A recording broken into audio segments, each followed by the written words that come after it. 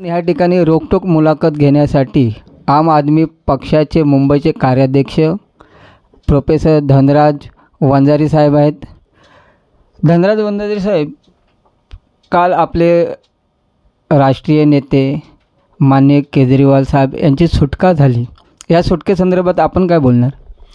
सुटकेचा जो निकाल आहे तोच पुरेसा बोलका आहे आणि त्या निकालात सुप्रीम कोर्टाने असं मेन्शन केलं आहे का राष्ट्रीय पक्षाचा प्रमुख असल्यामुळे यांना कॅम्पेन करण्याचा, आपल्या पक्षाचा, आपल्या विचाराचा, थोडक्यात इंडिया अलायन्सचा प्रचार करण्याचा अधिकार गृहीत धरून माननीय सुप्रीम कोर्टाने हा आदेश दिलेला आहे. अंतरिम जमानतचे 1 तारखेला शेवटचा प्रचार देशामध्ये संपणार आहे आणि म्हणून 1 तारखेपर्यंत त्यांना जवळपास 21 दिवसाचा कालावधी मिळतो. तो गृहीत धरून सुप्रीम कोर्टाने दिला आहे. 2 तारखेला ते जाऊन रीतसर कायदेशीररित्या सरेंडर होतील.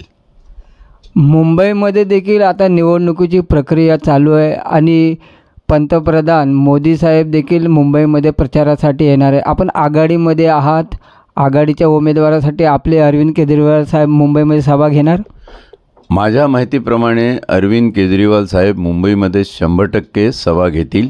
इंडिया अलायन्सचे नेते माननीय उद्धवजी ठाकरे किंवा माननीय शरद पवार हे सुद्धा त्यांच्या संपर्कामध्ये आहे. इंडिया अलायन्सचे नेते ज्या पद्धतीनं ठरवतील तो दिवस आणि वेळ ठरेल, पण अरविंद केजरीवालांची सभा मुंबईमध्ये निश्चितपणे होईल अशी आम्हाला सगळ्यांना आशा आहे.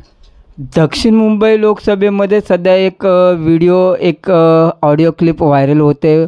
त्या ठिकाणी जे अपक्ष उमेदवार आहेत प्रशांत घाडगे यांच्यावर पैसे देण्याचा एक शिंदे गटाच्या ज्या यामिनी जाधव आहे यांच्याकडून केला जातो, तर त्या संदर्भात आपण काय बोलणार? शिंदे गट हे घेणारे देणारे सगळे लोक आहेत. अशा प्रकारचा हा जो भ्रष्ट कारभार होतो आहे.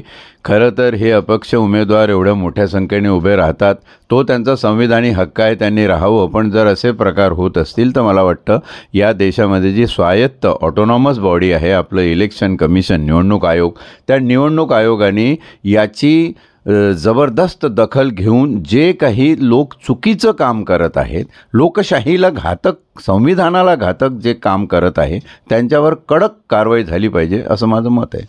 हे होते आपल्यासोबत रोखठोक बोलण्यासाठी वंजारी साहेब. राजेश शिंदे, 24 दिव्य महाराष्ट्र न्यूज, मुंबई.